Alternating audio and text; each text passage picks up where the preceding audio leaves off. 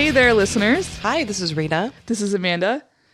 You're listening to I Don't Know Her, the podcast where we talk about women you've probably not heard of yet, but you certainly will today. And you will, yes. I stole your line. She did steal my line. I loved that. I'm okay. You looked like, what the hell? She's got a fresh new haircut. She's feeling sassy. I am feeling real sassy. I'm getting a new pair of glasses too. I haven't decided on them yet, but I'm like ready for a new look. Your glasses confidence astounds me. And I think I told you we're going to New York City for Pride. Yeah, you did. So that's coming up in June. I'm very excited. So I went and had my hair done yesterday, right?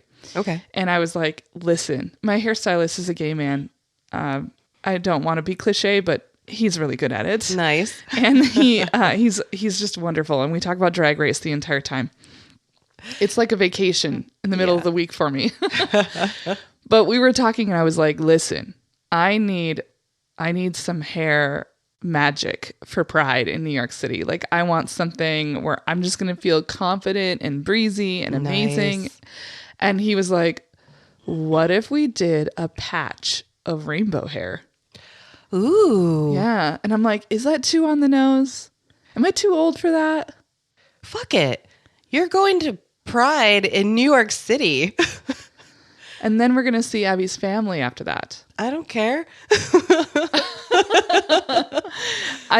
I'm thinking about it. I'm considering it. I started looking up some hair inspirations and I'm thinking about it. I'm not sure. Do you want to do something that's going to be over the top or like, here we go, like here's me kind of thing, like something a little more bolder, like maybe purple, or like you wanted to do silver at one time? No, I never wanted silver. I wanted rose pink. Oh, okay. I wanted my whole head rose pink. Do you want to do that? No, I don't think so. I decided that I really didn't want to bleach my hair, like my whole head. You know? Yeah. And he said, he was like, I wouldn't want to do your whole head rainbow. He was like, I think it would be cool if like we did a front patch. Mm-hmm. So like my bang-ish area. And he was like, I don't know, think about it. So I don't know. Maybe we'll do that, but maybe we'll just do something sexier. I don't know. I haven't decided yet. I do know that there's this person I met at a local coffee shop, a vegan bakery and coffee shop, and they were dressed impeccably from head to toe, and I got like they willingly gave me their card and phone number because they were like, I got everything at a thrift store. And I was like, I have tried thrift store shopping and I am not patient enough.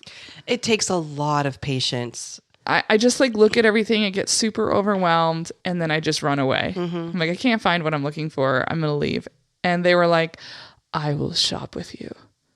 Whoa. And so I'm definitely thinking about texting them and being like, hey, stranger, I want like some cool, easy breezy, fun looks that are kind of funky and match my personality to go to New York City. Mm-hmm.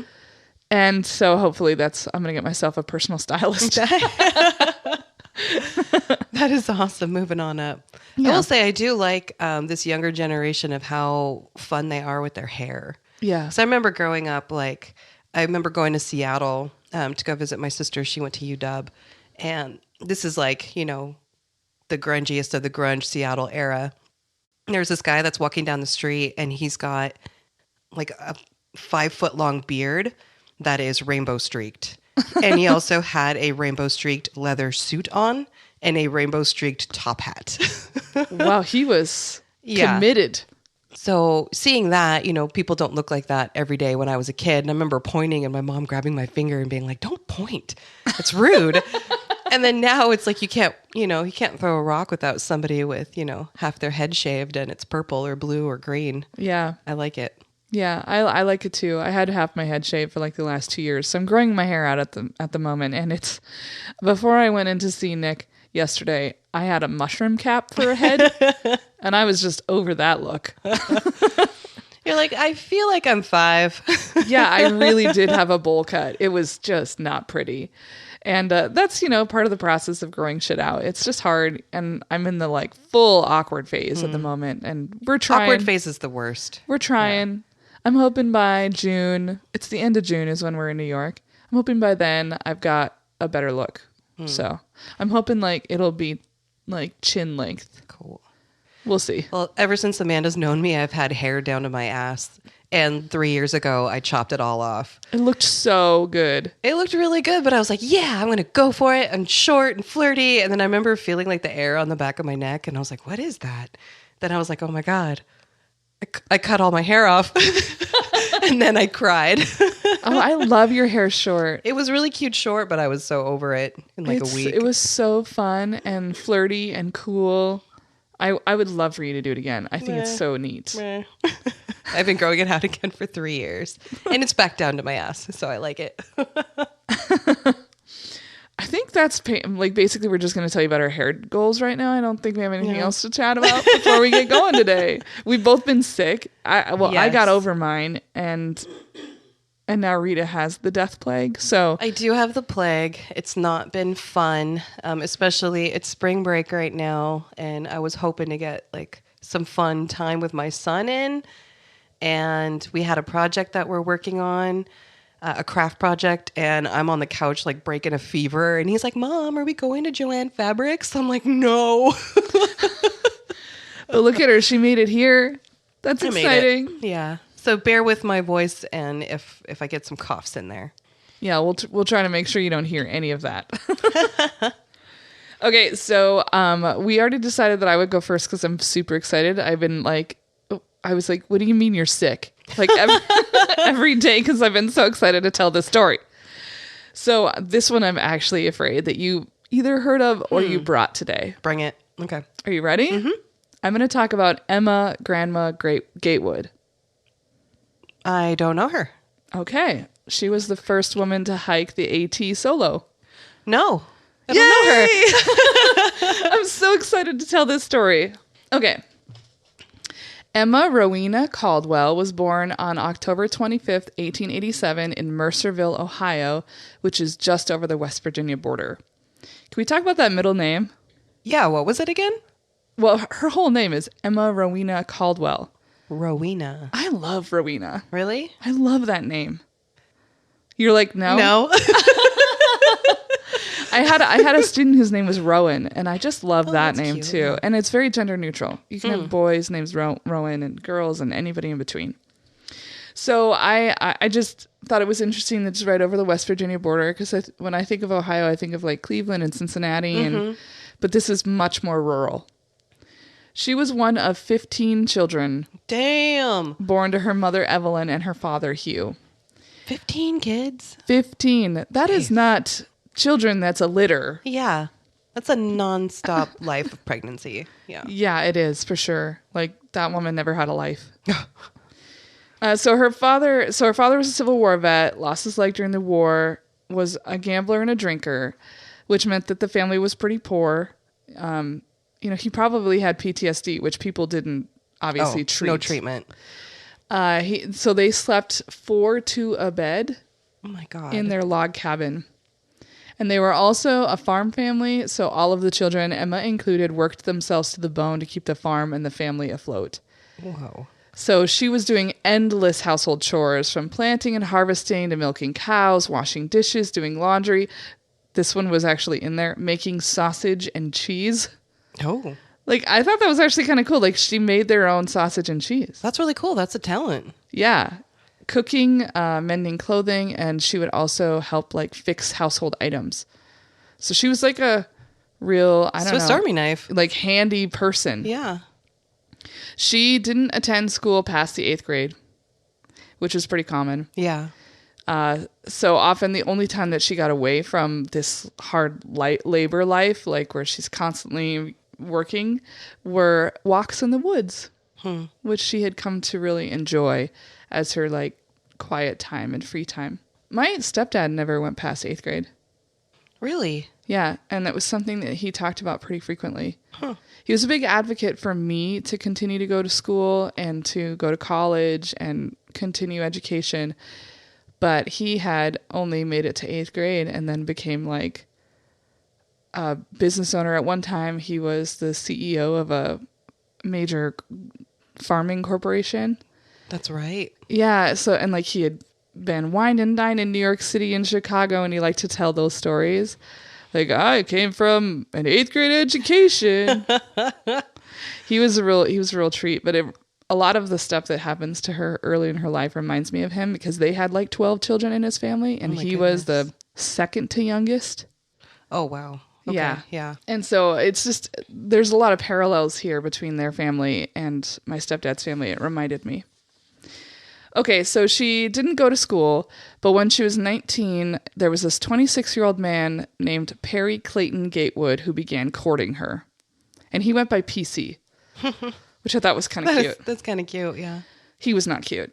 So he's 26, she's 19. He starts dropping by her house all the time.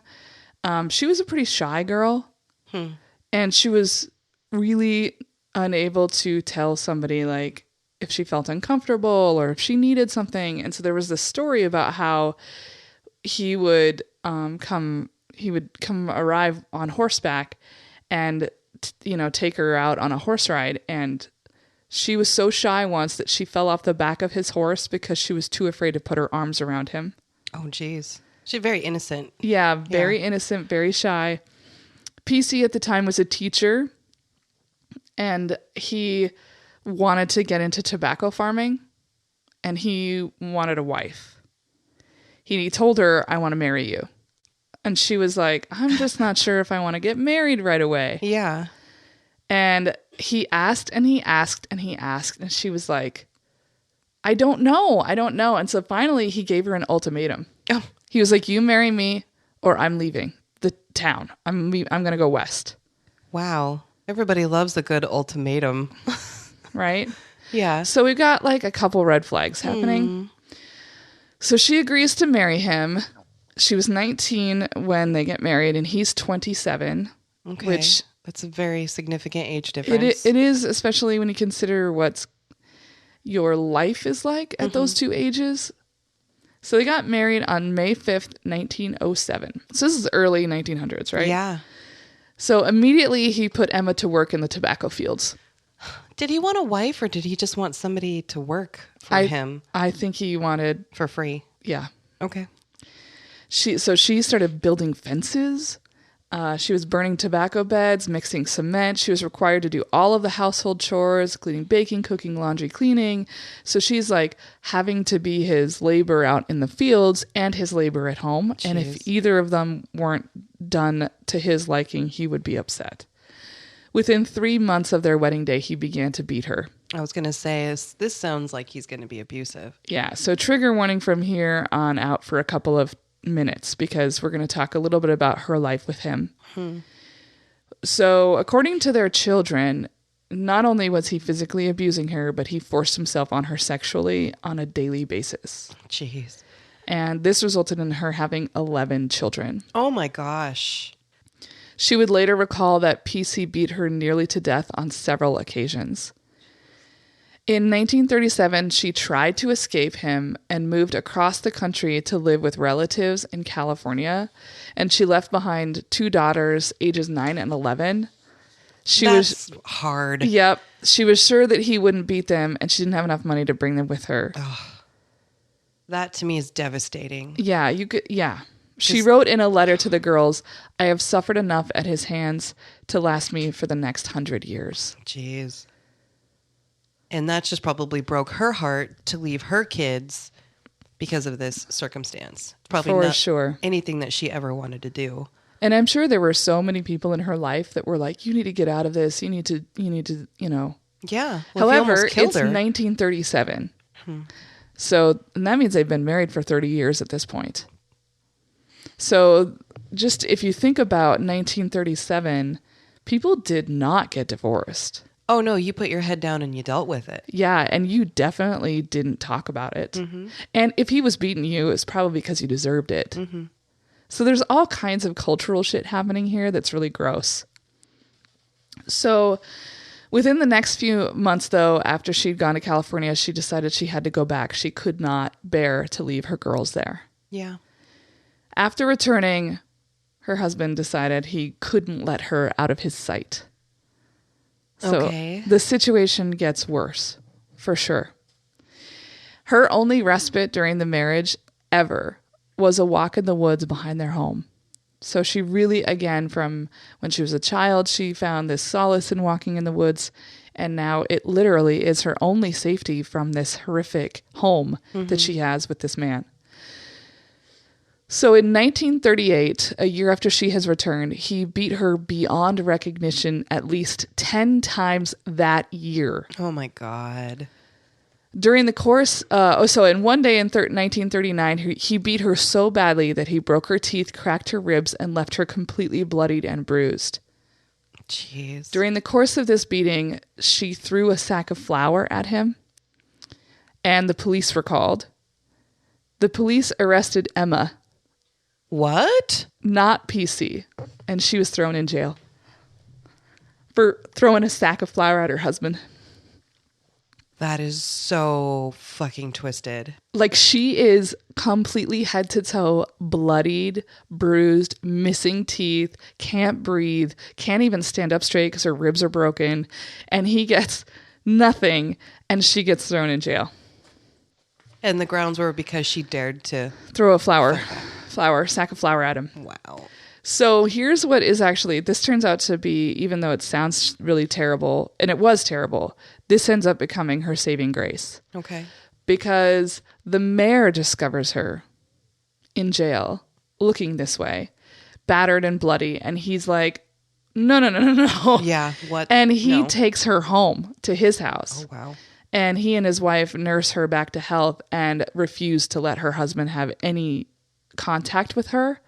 And they're like, you have to get out of this situation. Like, this is really awful. So she filed for divorce in 1940, and she was granted it in 1941. And divorce, especially initiated by a wife at this time, was unheard of. Wow. Divorces initiated by women in 1941 were not granted. So the fact that she got a divorce meant that there had been enough testimony from people like the mayor and others. Probably her children, too. That he was this terrible, terrible man. That's the only reason she was able to get divorced. Well, he was not going to go down without a fight. And he repeatedly threatened to have her committed to insane asylums as a way to try to gain control of her. This guy's a psychopath. Oh, for sure. Yeah. Like, terrible person. Thankfully, he lost, and he was out of the picture for good after 33 years of harrowing abuse. Jeez. Too long. Like, the torture of that in your mind, like, it is so hard to live in a house that isn't safe. I lived in one for a long time, from ages 5 to 18, and that was enough.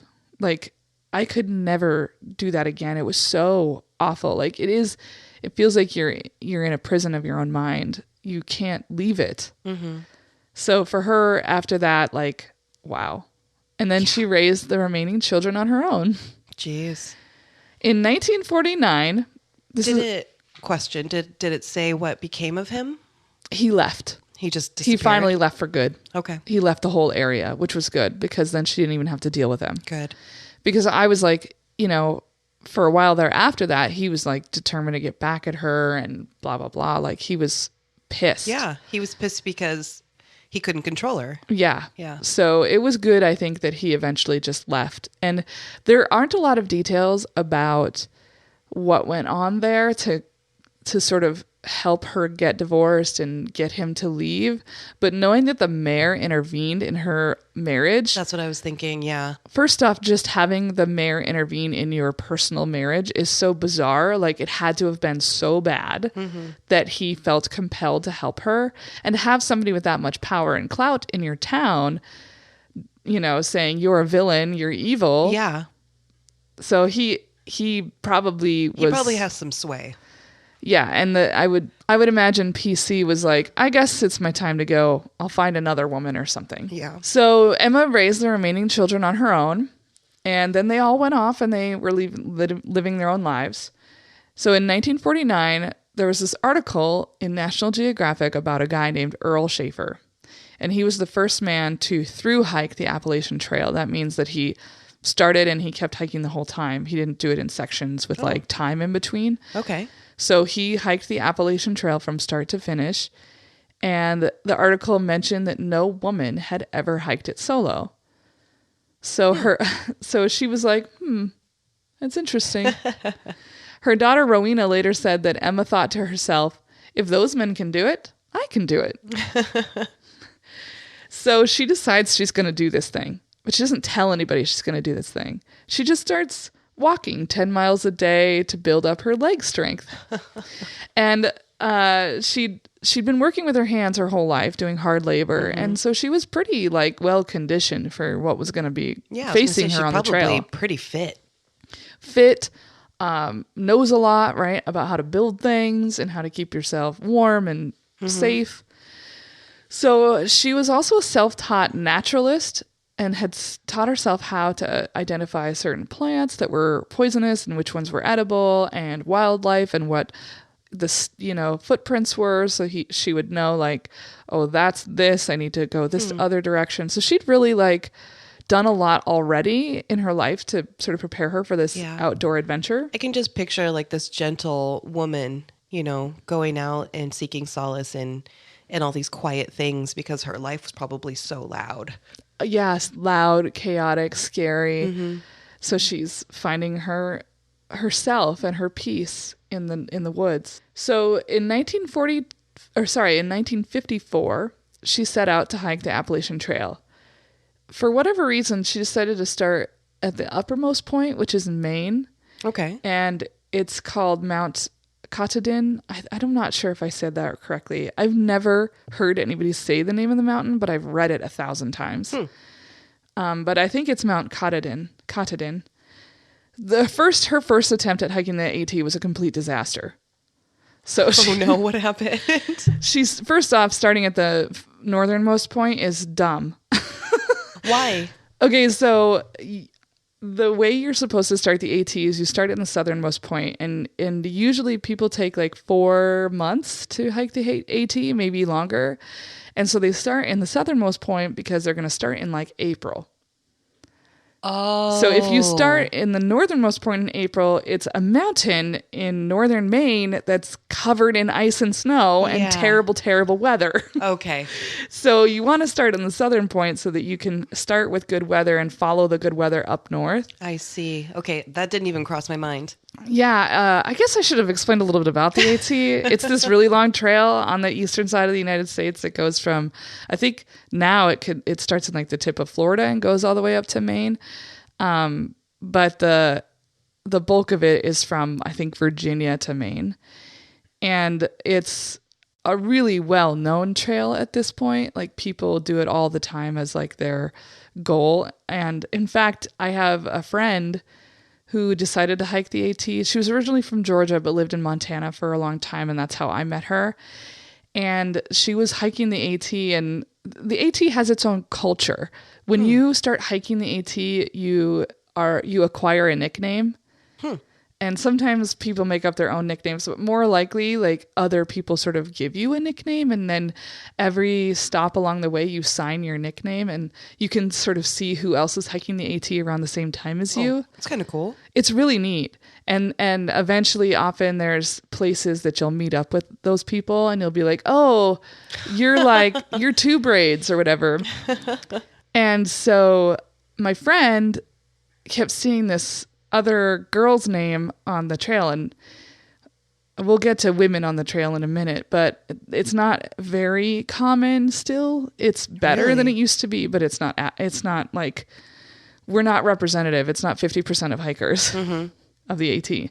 So she kept seeing this woman's name, and I can't remember the full story, but eventually they actually meet and they started hiking together, and then they fell in love. Aww. And then they got married, and now they live in Oregon and have a baby. And they're so cute. And they met on the AT. Wow, that's amazing. That's incredible. So the AT is like its own thing. We have one on this side of the country too, called the Pacific Coast Trail, the PCT. But it's way fucking harder. But if you read Cheryl Strayed's book, Wild, she talks about, in the story, hiking a portion of the PCT. And the PCT is way more difficult and that's way more dangerous. Yeah. Your likelihood of running into much more dangerous conditions weather-wise and dangerous animals is a lot higher. It's just not as I would say the trail isn't as well kept. There are portions of it that are just absolutely wild. So it's a little bit more of a challenge. So she's doing the AT, right? But this is a long time ago. She's doing it in 1954. Jeez. This first time, right? And she starts in Maine. Bad idea. Terrible weather. Terrible idea.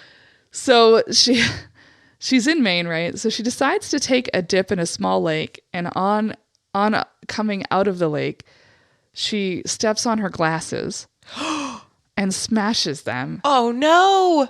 She has some tape in her pack, and so she like tapes the pieces together, but her lens is shattered, so she can't really see. And then she gets lost, and she followed what she thought was a trail, but ended up in a thicket full of brush and vines. Oh, no. She gets like ripped up. This is what would happen if I was doing this trail. I would end up looking like a Monty Python skit.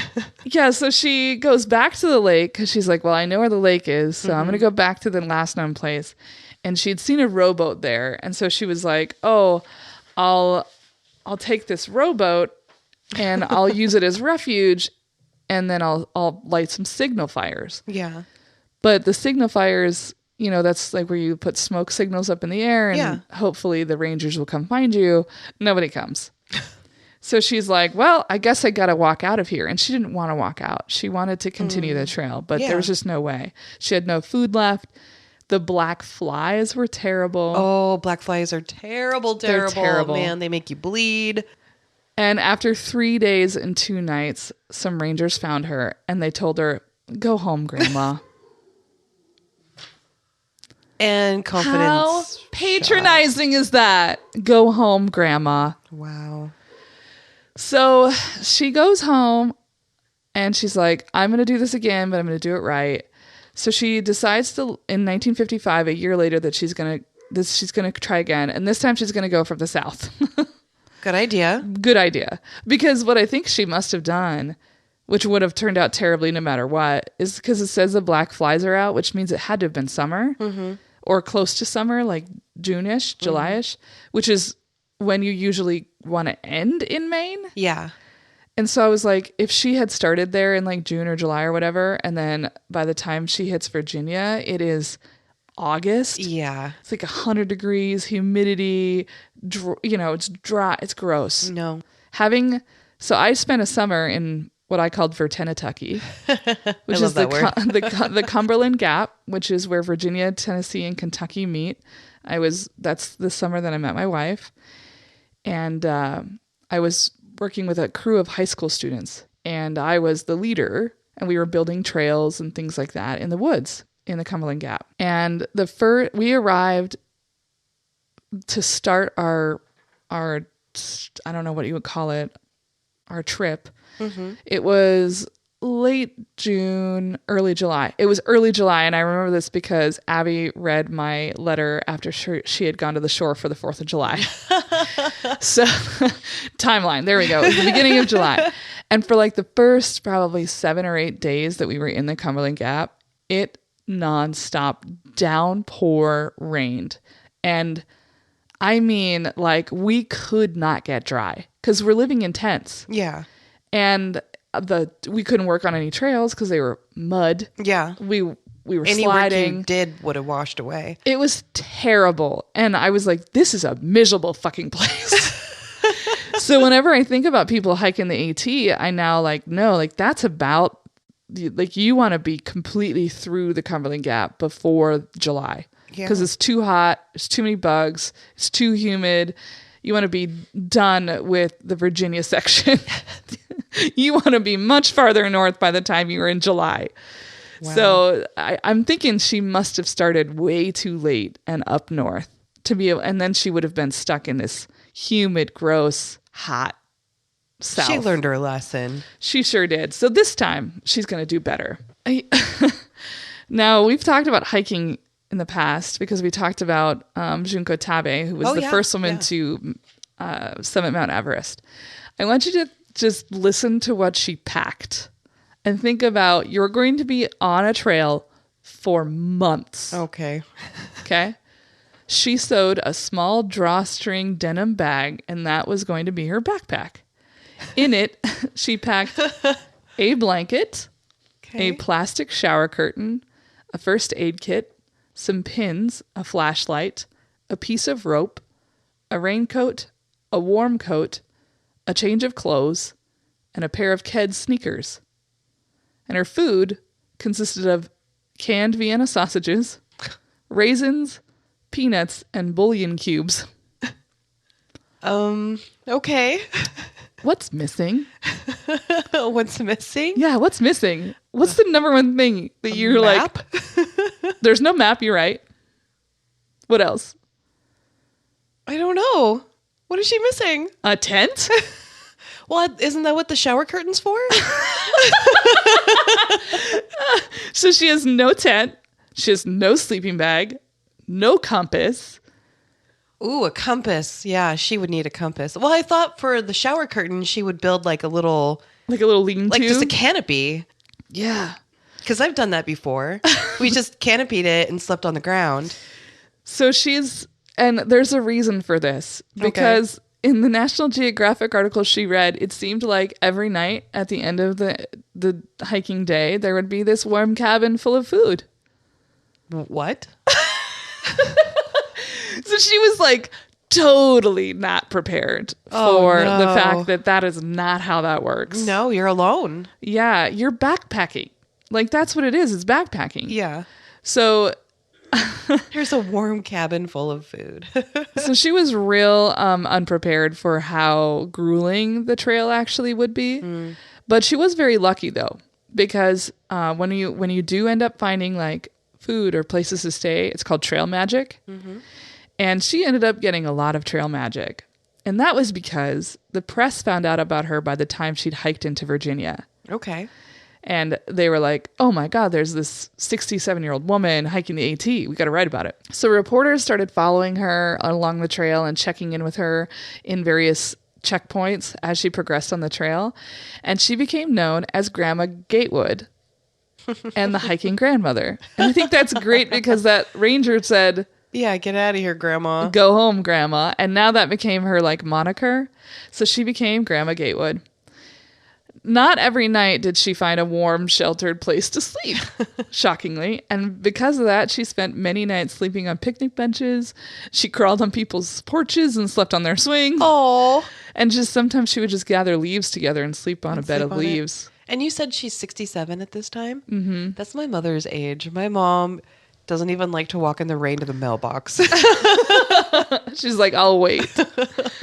So once she did finally get to Maine, which is the final stretch of the AT, she was completely exhausted.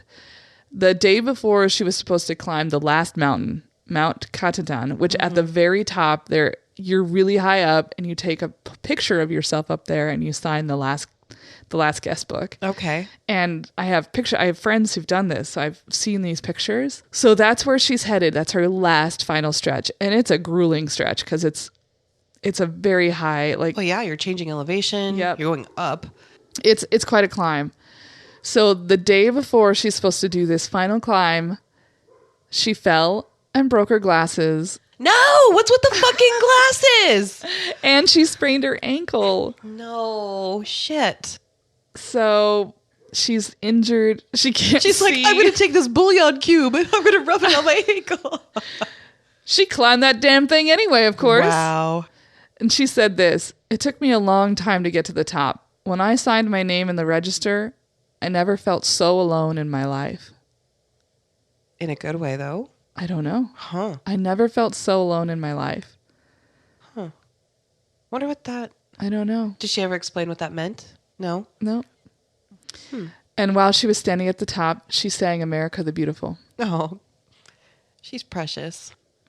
Grandma Gatewood wore through 7 pairs of canvas sneakers, most of which were Keds. She lost 30 pounds. Wow. And on September 25th, 1955, at the age of 73, Emma became the first woman to thru-hike the AT solo. So she was much older than I said. She was 73. Jesus Christ. 73 when she 73 became the years first woman to thru-hike the AT solo. Wow. Before Emma, there were women who had completed the trail, but they were not hiking solo. Okay. So a woman named Mary Kilpatrick hiked the AT in 1939 with her husband, and they completed it also in sections, so it wasn't considered a through hike. In 1952, Mildred Norman Ryder, known as Peace Pilgrim, was the first woman to through hike, but also had a companion with her. So Emma became the first one that through hiked it by herself and did not do it in sections. By the end of the hike, Emma's feet were 2 sizes. They're 2 sizes larger than their normal size. What? Because her feet swelled up so much. Oh my goodness. Okay. And again, she burned through 7 pairs of Keds. Keds. Can we just talk about the fact that she's hiking the AT in Keds? Oh, Lord. And just in case you're not clear, the AT is 2,190 miles. Jeez. It took her 146 days to complete, which meant that she hiked an average of 15 miles a day. That's a lot. Yeah. At 73? That's so much. That's a lot. Yeah. So Emma returned to the trail again. And so she finished it. She made all this. She was even on like the Today Show or whatever. Like morning shows and stuff. And everybody was like, look at this hiking grandma. But she wanted to make sure that people knew it wasn't a fluke. So she returned to the trail again in 1957 and hiked it solo again, this time to enjoy it. What? And this made her the first person, male or female, to successfully complete the trail twice. Wow. This time to enjoy it. Yeah, this time I'm going to try to enjoy it. Yeah. She even, like, when she was asked about it, you know how, like, I love a grumpy grandma. Like, I think they're funny as shit. Yeah. And, like, she would go on these talk shows or whatever, and they'd be like, how was it? It was she'd be like, it was terrible. Rained every night. Smelled bad. She's not rocks everywhere. She's not going to sugarcoat it for anybody. So this time she's like, oh, I want to enjoy the nature of it. And Grandma Gatewood completed the AT again in 1964. This time she did so in sections. She didn't do it all at once. She fell in love with that trail, didn't she? She fell in love with through hiking. Yeah. So she ended up not just doing Eastern trails, because in 1959 she walked 2,000 miles of the Oregon Trail from Independence, Missouri to Portland. Wow. And it took her 95 days to do it, which meant she averaged 22 miles a day. Holy shit. Becoming a famous hiker also allowed Emma to be influential in her home state of Ohio, which helped her. She established the Buckeye Trail. So she wanted a trail in Ohio. So one section of it is now named after her. And she became the director emeritus and lifetime member of the Buckeye Trail Association. She also became a lifetime member of the National Campers and Hikers Association and the Roanoke Appalachian Trail Club. Emma Grandma Gatewood died at home on June 4th, 1973 at the age of 85. She had 11 children, 24 grandchildren, 30 great-grandchildren, and 1 great-great-grandchild at the time of her death. Jeez. Yeah. What a strong woman. She was inducted into the Appalachian Trail Hall of Fame, among many others that she was inducted into. Here's what I thought was really cool. Her legacy is what made the Appalachian Trail and through hiking more accessible and inclusive of women. At the Appalachian Trail Museum, there's an exhibit on her that states she inspired 2 distinct movements in long-distance hiking, women through hikers and the ultralight movement. So the ultralight movement is like, you bring the least amount of stuff with you, the bare minimum, and you hike with the least amount of weight, and that's how you should do it. And she inspired this movement because she packed so little. Her denim bag. I read a statistics on the AT now, and in 2016, women made up 29% of the through hikers on the AT. Wow. Which is pretty great. It went from like 0 to now 29. 29%. At the time that Grandma Gatewood hiked the AT, it was in terrible condition. And she spoke publicly about that. Because of the publicity that she garnered for doing this hike, and because of the popularity that her trip brought to the AT. Now suddenly everybody was coming out to do this hike. She is credited with helping save the trail. Oh, wow. It was like on its way out. People were not interested in it anymore. And that meant that they also cleaned it up and revitalized the trail because of her. And I thought this was cool. Her great-great-nephew wrote a book about her called Grandma Gatewood's Walk, the inspiring story of the woman who saved the Appalachian Trail. Oh, that's awesome. And his name is Ben Montgomery. I loved her story. I used Outside Online. They wrote this great article called The Great Grandma Who Changed the AT Forever. I got some stuff from the Washington Post, the New York Times, a little part of where she's from called Eden Valley Enterprises, and Wikipedia. Oh, that was so good. Yay, Grandma Gatewood. Now I want to hike the AT. What a strong woman, too, because, hiking is difficult. You know what I'm like looking? I'm thinking about my numbers here, and I swear to God it said 67, and then I wrote down 73. She was born in, we're going to do some math. She was born in 1887. Okay. And she finished the trail in 1955. What does that make her? 1887. Okay, 1955 minus 1887 is 68. So I was right the first time. She started it when she was 67 and she finished it when she was 68. Okay. I don't know where I got 73 from. Because she did the Oregon Trail when she was 72. Maybe it was either or. Oh, hey, I also said... I said that she helped create the Buckeye Trail, but I didn't really tell you about it. It started as a 20-mile stretch in 1959, but now the Buckeye Trail is over 1,444 miles. Whoa. Okay. Yeah, so that trail that she helped start. That is awesome. In her home state. Yeah. That is so cool. So I don't know if I told you this, but Abby and I made a pact that we're going to do a hike a month. You had mentioned it. Yeah. So when I was reading about her, it just really made me inspired to like get out there and just do more hiking. And it used to be something that I did so often. It was at least once a week I went hiking. Wow. Okay. At least in the spring and summer months, because I lived in Montana. You could not hike in the winter very well. That's called snowshoeing. Yeah. And actually that's how we started this year. So in January February we did. So January there was no snow here. And we did a trail along the river that we'd never seen before. And it was gorgeous. And there's like remnants of like ranger stations, old CCC camps, conservation camps along the way, like stone structures that are mostly, decrepit now. That stuff is kind of cool. I like to see on trails. So we did that one in January, and in February we snowshoed on another one, what we had never heard of before, called like the Mackenzie Conservation Area. And I haven't heard of that. Yeah. And then, so we just did our March hike, and we did that one down in the Cheney wetlands. And that was really cool because we ended up missing a turn that we were supposed to take. And so we kept following this road and got down, we followed this trail to a road. And when we got to the road, we could see a moose. Oh. And Abby has never seen a moose in the wild. I have. Really? But she had never seen a moose in the wild. Oh, I bet her head exploded. Oh, yeah. And I was like, let's keep walking. Oh, they're moody. Yeah, and especially when it's springtime right now, because they're hungry as hell. They don't want to be bothered. No. And we had our dog with us. They get a little aggressive, yeah. And so I was like, we'll just keep walking. And she was like, just standing there wide-eyed at the fence. And I was like, no, let's go.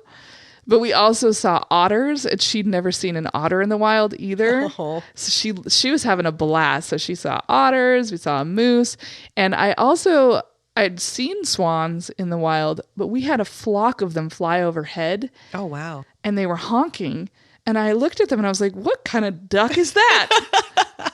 That's not a goose. And then she goes, those are swans. And they were enormous. These huge. I don't think I've seen a swan fly. Crisp white birds in the sky. Me neither. I'd only seen them like floating in ponds and shit. So we just had a blast, and I was like, this is exactly what I miss. And when I read Emma's story about the time that it would be the only time in her life when she would feel at peace and in solace was on these walks. It really made me think I need to do more of that. That is something I also get a great amount of peace and enjoyment from. Do what makes you happy. Yeah.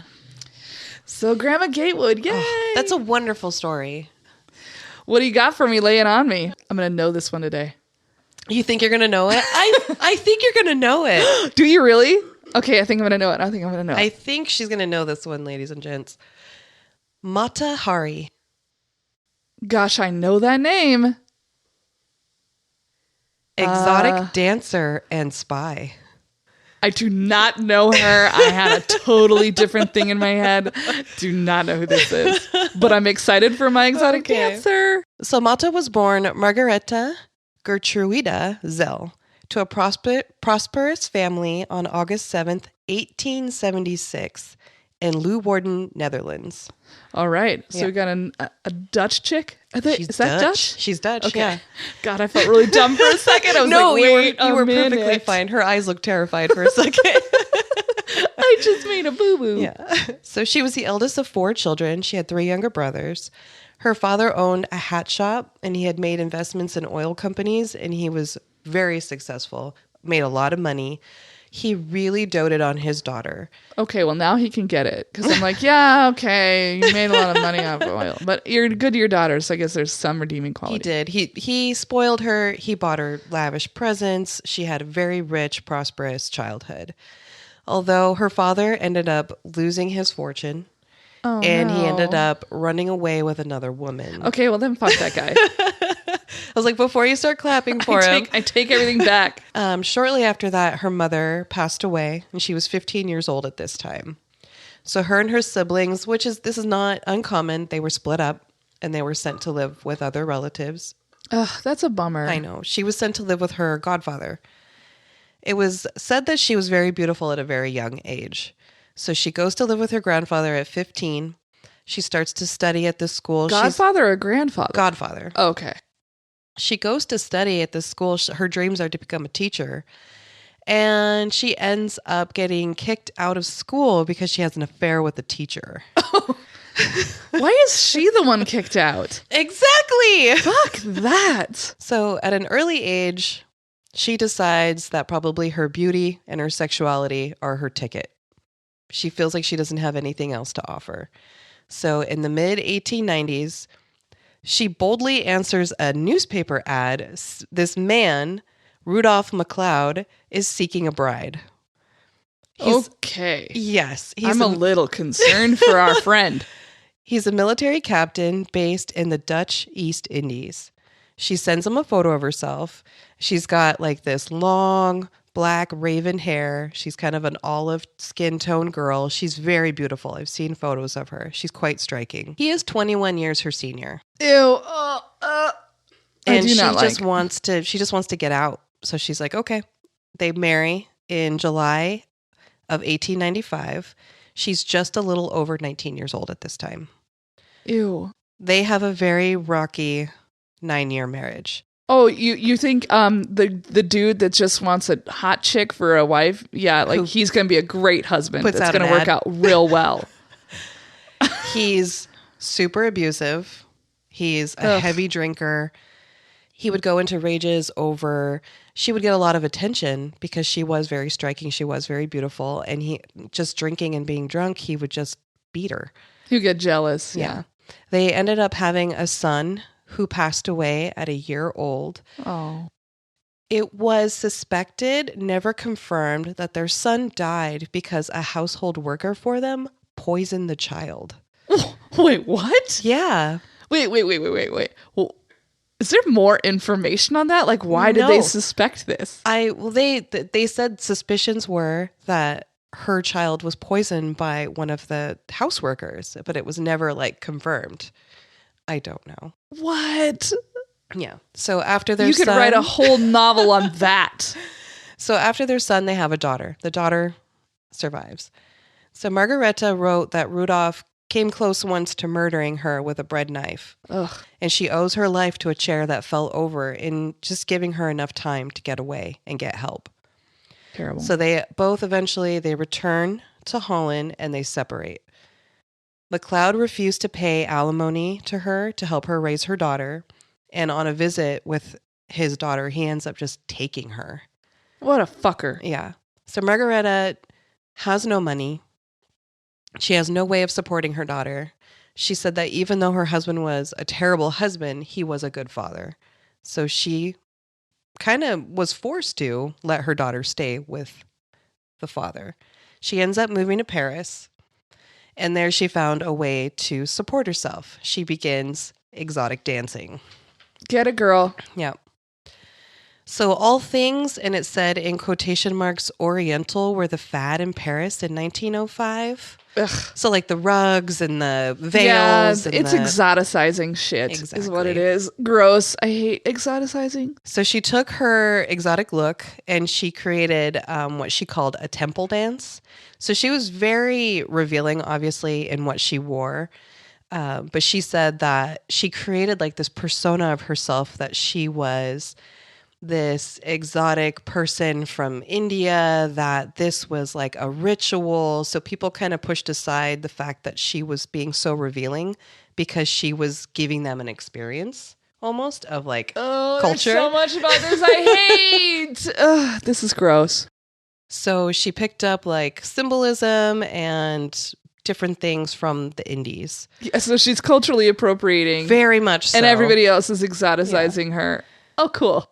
So she billed herself as a Hindu artist. She draped herself in veils, which she would artfully drop from her body. She would perform nearly naked on a white horse. She would daringly take off like her bottom half only and keep her top half on. Because it was like most people would take their tops off. And so she did it kind of an opposite way. Are we talking about naked vaginas? Yeah. On a horse? There's Is she sitting on the horse? a photo of her On the wearing horse? her, not on the horse, but Okay. in her top. Amanda's like, can I see this? No, I'm real concerned about the Horse in the vagina. That's the horse hair. Gross. Not good. Dirty. Dirty and pokey. So this dramatic transformation from military wife to siren of the East is what they called her. She coined the name Matahari, which means eye of the day in Indonesian dialect. She ended up creating this story of herself as like this Javanese princess who was submerged in native dance from her homeland, which a lot of dancers did. They would just like she was Japanese, but also Javanese. Indian. Javanese. Oh, I thought you said Japanese. I was like, we've got a whole problem happening here. Javanese of Indonesian descent. So, but I guess a lot of dancers and performers would create like a story and a persona for sure. to Yeah. sell. It's a basically. character. It's a character. Yeah, you're an actress and you're creating a character. And her act was really successful because it elevated exotic dance to more what they called a respectable status. It was more of an artistic performance rather than just taking off your clothes for money. And it There's nothing wrong with that either. No. And it broke new ground in a style of entertainment for which Paris later became world famous. The style of dance that she helped create is called the striptease.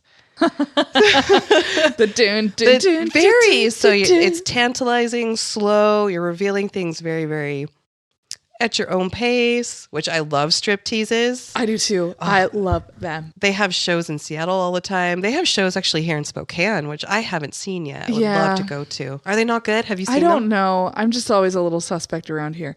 I've been to a couple of really good ones in Portland. Really? Yeah. Well, Portland has like on every street corner there's a strip club and a brewery. Like they're the same. Oh, yeah. It's like 50-50. They have the vegan strip club. Yeah, they have literally thousands of strip clubs. Like it is Everywhere. everywhere. But Abby and I went to a gay bar like a year ago. Just happened upon. We were just like, oh, let's go to this random gay bar, right? And they were like, are you just here to be at the bar? And we were like, yeah. And so they let us in, even though there was this line, because all these other people were like waiting for this show. So we came in and we sat in the bar, and there was this like room attached to the bar on the other side, and we could hear people like hooting and hollering. And if you went to the bathroom, you could see into that other room. And I just see like naked people on stage, and I was like, there's another showing of this. We were happened to be sitting in the bar during the early show. I was like, we're going to the late show. And we went, and it was awesome. It was a burlesque show. It was obviously very queer friendly. And it was a burlesque show that was themed around Led Zeppelin songs. What? It was everything. That is amazing. It was everything. And my favorite performer was this man who did the most incredible striptease I've ever seen in my life. And he had this whole matador costume. Oh my God. And at the end, all there was the matador flag, and he would constantly wave it, and you would almost see all the things, but then it would just kind of be covered. And everyone's like cranking their necks. We left there, and I don't think we kept our hands off of each other for days after that, because it was so invigorating. And I highly I'm really super supportive and interested in making sure that we can have safe sex work, because sex work's never going to go away. No. And I would much rather see it be safe and freely accessible and unionized and worker protections. Protected. Yeah. Because I love going to that kind of stuff, and I don't feel gross or dirty or bad about it, because those ideas of being inappropriate or whatever, those come from the outside and are projected onto us. And it's always women's bodies who are shamed and are dirty, and there's something inherently wrong with us being naked. Fuck that. What kind of interested me about Mata's story, I saw a photo of her first, and I was like, oh, I can see this lady's, everything. She's very beautiful. So I looked at her photo and looked up her story. And I kind of felt like from the beginning, her father adored her because, she's this beautiful little girl. She loses her dad. She's in this horrible relationship with a teacher who takes advantage of her. And then she's in this awful marriage. So she is a beautiful woman. So she's like, well, you know what? I'm going to make up this story, and I'm going to use it to support myself. I like that she decided she was going to make her own path, because having men in her life had not always been positive. Those were not positive experiences. And I like women who are like, I'm going to make my own way, and I'm going to do it on my terms. So tell us what's next for her. I'm still picturing the naked vagina horsehair situation, and I'm a little concerned. Also, we will not be able to post that on Insta. I know. I was wondering if I could put like a little ribbon over it or something. Google it, folks. So having taken Paris by storm, she moves on to other cities. So she starts hanging out with very elite people, rich. She's this fun, exotic person that people want at her parties. They're giving her gifts. They're giving her money. So she's making her way. A reporter in Vienna described Matahari as slender and tall, with a flexible grace of a wild animal. With blue-black hair, her face makes a strange foreign impression. Another newspaper writer called her feline, extremely feminine, majestically tragic, the 1,000 curves and movements of her body trembling in 1,000 rhythms. I know. First off, some of those are sexy, but the other part of me is like, I don't like those men. So Malta also supplemented her income by seducing government and military men. So she's like, I'm going to get some high-powered guys and have them take care of me. Did she bribe them afterwards? Is that why how would she make money off of that? She said sex became a financial practicality for her. Okay, so it was like sex work, but it says like she seduced them, so then it made me wonder if she trapped them? Maybe. So I would imagine that she would perform, she would meet these men, start affairs, and then be a kept woman. A kept woman, yeah. So tension was growing in Europe in the years leading up to World War I. Mata really disregarded borders with her lovers, including German officers at the time. So as the war swept the continent, she had some freedom of movement as a citizen of neutral Holland, and she took full advantage of it.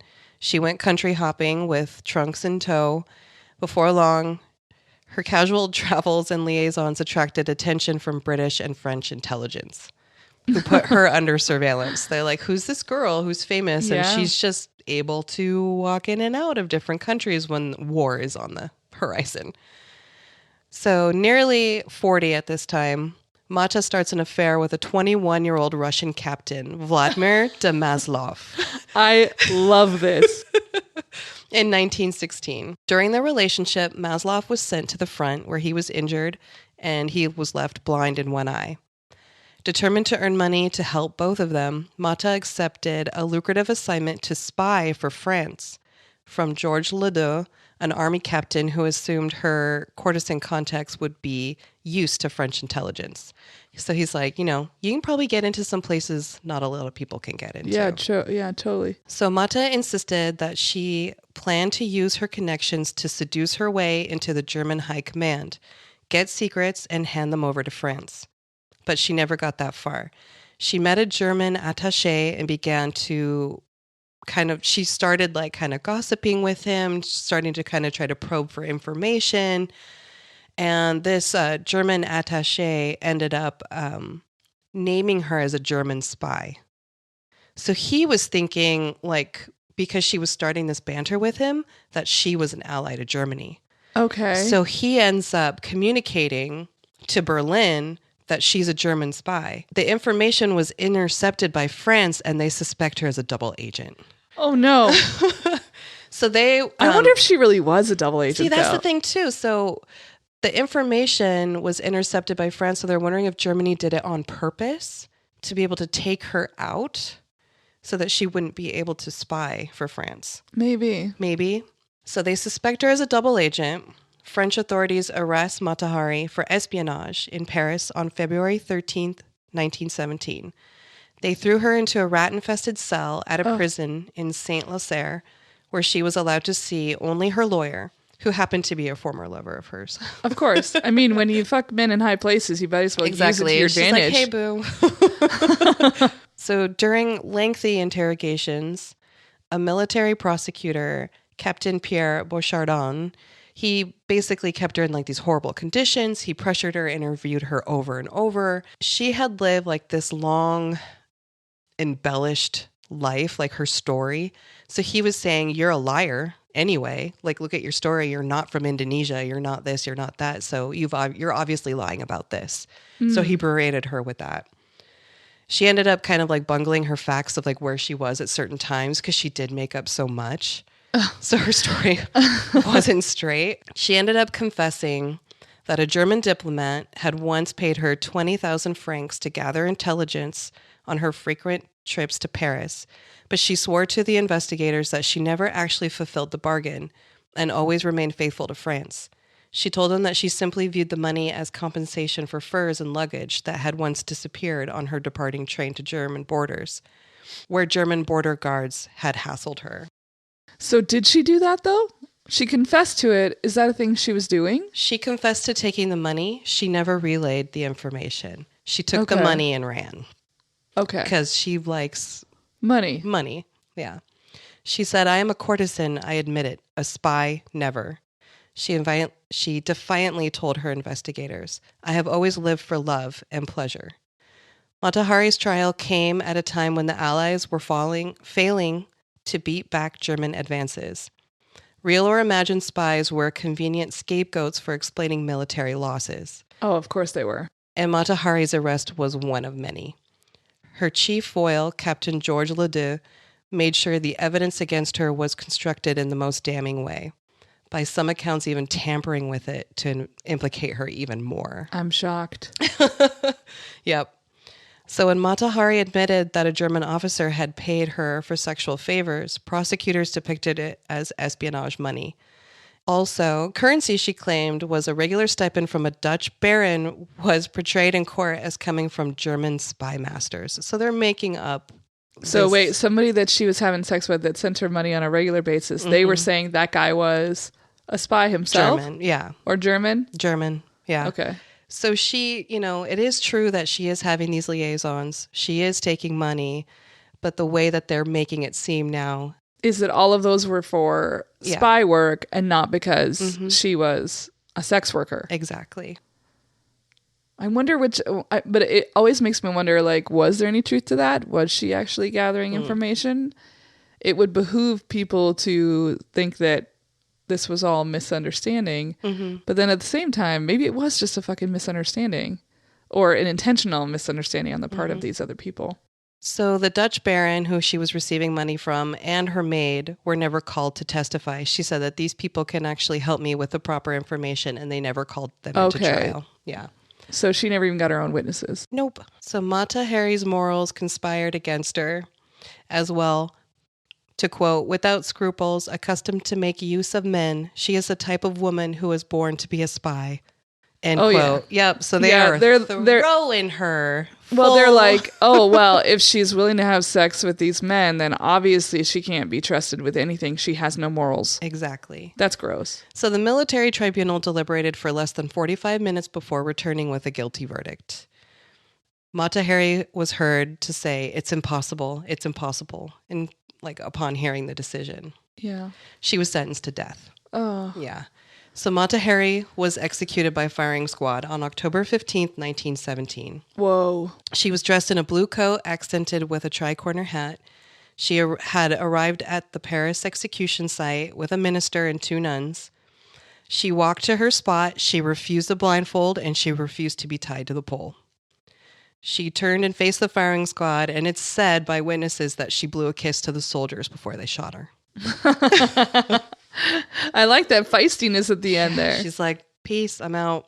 So the mystery continues surrounding Matahari's life, her alleged double agency, and her story has become a legend that still piques curiosity. Her life has spawned numerous biographies and cinematic portrayals, including one called Matahari in 1931, where she was played by Greta Garbo. Woo woo! Yeah, my favorite bisexual actress. In Mata's hometown in the Netherlands, the Frisian Museum contains a Matahari room, where it includes research about her life, some of her personal letters, her own personal scrapbooks, and some of her belongings. That's kind of cool. I think I'd go to see that. Yeah. She had collected like a lot of things and like her scarves, and they have some of like her outfits and things like that, which is pretty cool. And so I got my information from biography.com, from wiki.com, and the Hatamari website. So this story really fascinated me. I had, in a way where I had just been talking to a friend of mine where she does sex work. And she's really young. And she has a hard time, she says, with people taking her seriously when she says that she gets paid to do this work. Because then they're like, "Oh, well, you're just a prostitute." And she's like, "Well, no." But what does just a prostitute mean anyway? Sex work is sex work. Sex work is sex work. And there's nothing wrong with being a sex worker. What is wrong is people taking advantage of sex workers, and that our system is set up to punish people who do sex work instead of punishing the people who take advantage of women. Mm-hmm. Like, sex work is always going to be a thing that we need as a society. We need it. It's an actual basic functional need. People need to eat. They need to sleep. They need air. They need sex. Yeah. It is part of the human condition. So sex work is always going to exist.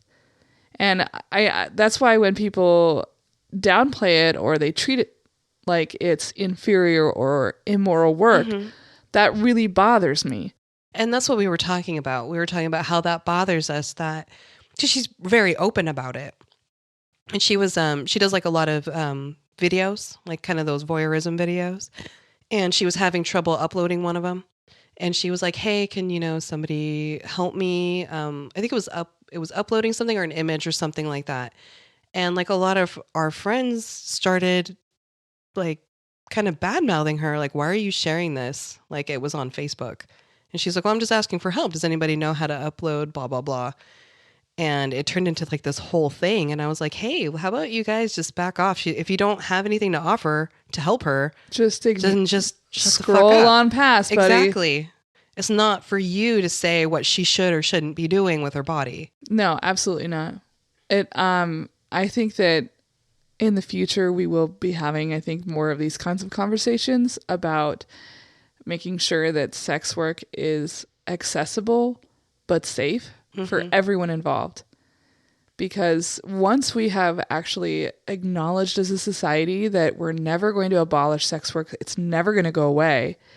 Like, you can pass all of the laws in the world that say it's wrong or you're going to get this fine or this felony or whatever, it's not going to go away. It's never going to go away. It never has. It's literally been around since the dawn of time. She's 26 years old. I mean, that's not like she's 16, you know. No. And if she's the one in control of her own agency and she's making sure she's taking the necessary precautions to make sure that her body is safe and her well-being is met. And she enjoys it. And obviously it's an enjoyable thing to do. I think that we have such a shame culture when it comes to sex work and people who seek it too. You know, we really shame people like, oh, you couldn't get laid. You know, sometimes it's just nice that you don't have to put all that work in. Like, hey, I'd really like to have sex tonight. I don't really want to have to go to a bar and try to meet somebody and then make sure they're not creepy and gross. How about I just open this app and look at some photos and be like, that's kind of up my alley tonight. I got the money. Yeah. Make an exchange, do your due, and here you go. Yeah, it's a job. It is a job. Yeah. And it's a job, so it should be regulated and there should be healthcare. Oh, someday. Yeah, someday. Someday. I think it will become a real thing. I do too. I have hope that it will. I think we're not in any kind of position at this moment in time. Yeah. I mean, I hate to say it, but I kind of feel like Donald Trump's going to get reelected in 2020. I kind of feel the same. And so that tells me a lot about where we're at as a society. It's not good. No. All right. Well, cheers to Matahari for getting hers. Yes. Cheers to all sex workers. We love you. We support you. We support you. You matter. You're doing good work. And you deserve rights and protections. And cheers to the hikers out there. I know. Well, we'll see you next week. Remember, we are looking to get stories for mini-sodes. We're waiting for those to start rolling in. So if you've got a great story about someone in your community or your life that you think needs to be told, I want you to email us at idon'tknowherpodcast@gmail.com. You can also see that we've got some posts up about it on all of our social media. And we also want to thank our editor, Lucas McIntyre. Thank you, Lucas. You're doing an excellent job, and we love you.